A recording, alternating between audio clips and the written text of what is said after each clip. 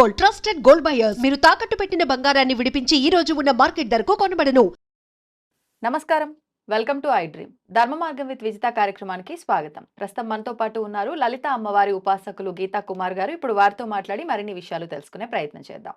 నమస్కారం అండి. శ్రీ గురుభ్యో నమః. శివాన్వితాయే చ శివాన్వితాయ నమః శివాయ చ నమః శివాయ. శ్రీమాత్రే నమః. చాలా మంది ఎన్నెన్నో సమస్యలతో ఇబ్బందులు పడుతూనే ఉంటారు. ఎక్కువగా ఆర్థికపరమైన సమస్యలు, ఈ ఫైనాన్షియల్ మ్యాటర్స్‌లో అంటే సరిపోను సంపాదన ఉన్నప్పటికీ దాన్ని బ్యాలెన్స్ చేయలేక ఇబ్బంది పడేవాళ్ళు ఉంటారు.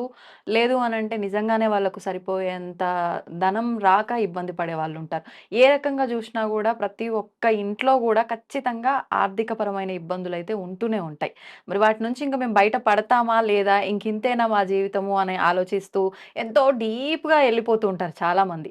అటువంటి వారికి ఏదైనా ఉపశమనం కలిగించే విధానం ఉంటే వివరించండి. సరే అమ్మా. ఆర్థిక సంక్షోభం అనేది పెనుభూతం లాంటిది. అవును. ప్రతి ఒక్కరి జీవితంలో మనకి ఏదో ఒక లోటుపాటు అనేది ఖచ్చితంగా ఉంటుంది. హ్మ్. మనం ఎంత సంపాదించినా కూడా దానికి సరిపోతుంది. హ్మ్. అంటే ఉన్నారు బాగుండేటోళ్ళు. సాదాసీదా ప్రజల కోసం మనం ఇప్పుడొకటి మాట్లాడుకుందాం. హ్మ్. ముందుగా మనం ఆర్థికంగా బయటపడాలి అనంటే మనకి ఒక ప్లానింగ్ అనేది ఉండాలి. హ్మ్. మెయిన్. మనం ఏం చేస్తున్నాం? మనకి రాబడి ఎంత ఉంది? అవును. పోతున్నది ఎంత పోతోంది? ఆ ప్లానింగ్ అనేది ఖచ్చితంగా వేసుకోవాలి ఉండాల్సిందే. ప్రతి ఒక్కరు. చాలా పొదుపులో ఉన్న వాళ్ళు కూడా కొంతమంది సఫర్ అవుతుంటారు. అవును. అన్ని ప్లానింగ్స్ వేసుకొని ముందుకెళ్తున్నా కూడా ఆర్థికంగా చాలా ఇబ్బంది పడుతుంటారు. హ్మ్. అలాంటి వాళ్ళు ఏం ఫీల్ అవుతారంటే, అంటే మేము ఎన్ని పూజలు చేస్తున్నా, మేము ఎంత కష్టపడుతున్నా, హ్మ్. ఎందుకు మాకు ఇలానే ఉంది? ఈ అవును. ఆలోచన వచ్చేస్తుంది ప్రతి ఒక్కరికి. భగవంతుడి మీద ఒక్కొక్కసారి కోపం గూడా వస్తుంది. వస్తుంది. అవును. ఈ ఆర్థికపరమైన సమస్యలనేటివి మనుషుల్ని కుదిపేస్తాయి. మామూలుగా ఉండదు మామూలుగా నిజంగా. ఉండదు అది. అది టార్చర్ అంటాం కదా! అవును. దానికంటే ఎక్కువ ఎక్కువ. ఆర్థిక సమస్య అనేది. ఇప్పుడు మనకి ఆర్థికంగా అంటే చాలా స్తోత్రాలున్నాయి. హ్మ్. కనకదార స్తోత్రం, అమ్మవారి యొక్క అష్టకము, అష్టోత్తరాలు ఇలా చాలా ఉన్నాయి. ఓకే. కానీ నేను ఒక పూజ ప్రాసెస్ చెప్తాను. హ్మ్. ఖచ్చితంగా ఇది అందరూ ఆచరిస్తే వాళ్ళ జీవితాలలో మెరుగైన రిజల్ట్ చూస్తారు. ఖచ్చితంగా. ఏంటంటే అది మెయిన్‌గా మనము ఎంత పూజాపరంగా ఉన్నా, ఎంత సాధన చేసినా కర్మ అనేది ఒకటుంటుంది. ఎప్పుడైతే కర్మ అనేది మనకి ఉంటుందో హ్మ్. మనం ఆర్థికంగా ఎదగలేం. హా! ప్రారబ్ధ కర్మ అనేది అడ్డుపడుతుంది. ఓకే. దీనికి ఎగ్జాంపుల్ తీసుకోవాలంటే విద్యారణ్య స్వామి వారని ఉన్నారు కదా! అమ్మవారి ఉపాసకులు. హ్మ్. ఆయన చెయ్యని పూజ లేదు. ఆయన చెయ్యని తంత్రం లేదు. ఆయన చెయ్యని విధానమే లేదు ఉపాసనా పరంగా. ఆ! అమ్మవారు ప్రత్యక్షమైనప్పుడు ఆయన అడిగాడు. హ్మ్. నాకెందుకు ఇంత ఆర్థిక సంక్షోభంలో నేనున్నాను. నేనేం పొరపాటు చేశాను? నేనేం తప్పు చేశాను సాధనా విధంగా అంటే, హ్మ్. ఆ అమ్మవారు ఆయనకు చెప్తుంది. నీకు ప్రారబ్ధ కర్మ అనేదుంది. హుహుహు. ఆ కర్మ తొలగిపోతేనే ఆ ధనం అనేది, ఐశ్వర్యం అనేది మనకొస్తుంది. అంటే అన్ని సాధనలు అన్ని చేసినా ఆయన కర్మ తొలగిపోలేదు. తొలగిపోలేదు. ఇప్పుడు లక్ష్మీ అమ్మవారు మనకి ధనాన్నియ్యాలి అనంటే పైన అమ్మవారి యొక్క ఆజ్ఞ రావాలి. ఆ! లలితా పరాభట్టారిక యొక్క ఆజ్ఞ అనేది రావాలి. ఆ! ఆజ్ఞ వస్తే అమ్మవారు ఇచ్చేస్తది. ఓకే. ఆ ఆజ్ఞ రావాలి అంటే మన కర్మ తొలగిపోవాలి. హుహుహు. కర్మకారకుడెవరు? శని. శని శనీశ్వర స్వామి. భగవానుడు. ఓకే. శని భగవానుడు. ఎప్పుడైతే మనం కర్మను తొలగించుకుంటామో హ్మ్. ఆటోమేటిక్‌గా మనకి లక్ష్మి, ఐశ్వర్యం, ధనం అనేది వచ్చేస్తుంది. హుహు. కానీ ప్రారబ్ధ కర్మ. ఐశ్వర్య ప్రదాత శివుడు అని అంటూ ఉంటారు గదా! అవును. అంటే కర్మ అడ్డుపడుతుంది కదా! ఓకే. ఐశ్వర్య ప్రదాత శివుడు, అమ్మవారే. హ్మ్. మనకి బ్యాడ్ కర్మ ఉండేటప్పుడు ఆ! మనమేం పొందలేం. ఓకే. మంచి రిజల్ట్ అనేది అంటే ఉండదు. కొన్నిసార్లు దగ్గర దాకా వచ్చింది, పోయింది ఇట్లాంటివి అంటూ అంటే ఉంటారు. పుట్టుకతో ప్రతి ఒక్కరికి భగవంతుడు ఒక ఖజానా అనేది పెట్టింటాడు. ఆ! మనకి ఇది మన లైఫ్ లాంగ్ ఈ ఖజానా అనేది రాసి పెట్టింటాడు. హ్మ్. ఆ ఖజానాని మనం చేరుకోవడానికి ఈ సాధన అనేది మనకు ఉపయోగపడుతుంది. ఓకే. కొంతమందికి పూర్వజన్మ సుకృతం మంచి కర్మ వల్ల ఆటోమేటిక్‌గా వచ్చేస్తుంది ధనం హ్మ్. అనేది హ్మ్. జీవితంలోకి. కొంతమందికి పూర్వజన్మ కర్మఫలం వల్ల వాళ్ళకి రాసి ఉన్నా కూడా అందదు. ఆ! ఓకే. మరి అంటే ఎలా ఇప్పుడు ఈ కర్మని మనము తొలగించుకొని ముందుకెళ్ళాలి అంటే ఏం చేస్తే ఏం తొలగిపోతుంది? చేస్తే తొలగిపోతుంది అంటే, శనివారం రోజు హ్మ్. జమ్మి చెట్టు జమ్మి చెట్టు జమ్మి వృక్షం. జమ్మి వృక్షం ఉంది కదా, శని కారకుడు. ఆ! శనికి జమ్మి వృక్షం మనం తీసుకుంటాం. ఓకే. ఓకే. జమ్మి వృక్షం ముందు మనం కూర్చొని హ్మ్. ముగ్గు 8 దీపాలు పెట్టుకునేలాగా ముగ్గు వేసుకోవాలి. ఆహా! ఓకే. చతురస్రం ముగ్గులోనే దీపాలు పెట్టాలి. అష్టచతురస్రం వేసుకొని చెట్టుని హ్మ్. జమ్మి వృక్షాన్ని మనం మధ్యలో పెట్టుకొని పసుపు కుంకుమ పంచోపచార పూలు గంధము హ్మ్. అన్ని అలంకరణ చేసుకొని జమ్మి వృక్షానికి లలిత సహస్రనామం పారాయణం చేయాలి. అక్కడే కూర్చొని. అక్కడే కూర్చొని ఎలా చేయాలి అంటే మనం స్టార్ట్ చేస్తాం కదా, హ్మ్.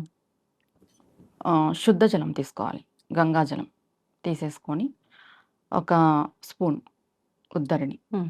పంచపాత్ర అన్ని పెట్టుకుంటాం. మనం హ్మ్. పెట్టుకున్న తర్వాత లలితా పారాయణం ఒక్కొక్క శ్లోకానికి మనం చేతిలో వాటర్ వేసుకొని ఓకే. చెట్టు మొదల్లో వదలాలి. లేదు డైరెక్ట్గా స్పూన్తో అయినా వదలొచ్చు, హుహు. స్పూన్తో అయినా వేయొచ్చు, లేదంటే చేతిలో వేసుకునైనా వదలొచ్చు. ఓకే. ఇప్పుడు ఎలా అంటే శ్రీమాత శ్రీ మహారాజ్ని శ్రీమ సింహాసనేశ్వరి చిదగ్నికుండ సంభూత దేవకార్య సముద్యత అని చెప్పేసి వాటర్ వేసుకొని జమ్మి చెట్టు మొదల్లో వదలాలి. ఇలా అంతా అయిపోయిన తర్వాత టెంకాయ కొట్టేసేసి మహామంగళారతి ఇచ్చేసి, హ్మ్. స్వామి మాకున్న కర్మను తొలగించు, ప్రారంధ కర్మని. శనివారం రోజు జమ్మి చెట్టులో చాలా ప్రత్యేకమైన పవర్ ఉంటుంది. శమీశ్వరుడు అంటారు జమ్మి చెట్టు. జమ్మి చెట్టుని. ఆహా! శనీశ్వరుడు కాదు, శమీశ్వరుడు. శమీశ్వరుడు. ఆహా! శమీశ్వరుడు.